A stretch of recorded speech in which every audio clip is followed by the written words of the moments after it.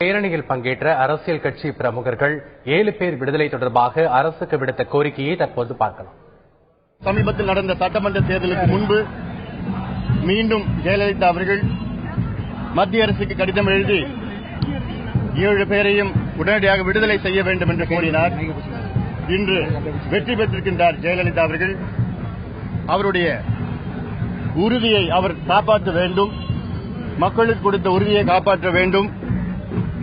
அரசியலமைப்பு சட்டத்தின் 161வது பிரிவை பயன்படுத்தி இன்று அமைச்சரவை கூட்டத்தில் கூட்டி 7 தமிழர்களை உடனடியாக விடுதலை செய்ய ஆணையிட வேண்டும் என்று எங்களுடைய ஆழமான கோரிக்கை. மாநில அரசாங்கம் ஏற்கனவே சட்டமன்றத்தில் போட்டிருக்கின்ற அந்த தீர்மானத்தின் அடிப்படையில் ஒற்றை குறிக்கோள், ஒரே வேண்டுகோள், 7 தமிழர்களை விடுதலை செய்வது மட்டும்தான் ஒரே இலக்காக இருக்க முடியும்.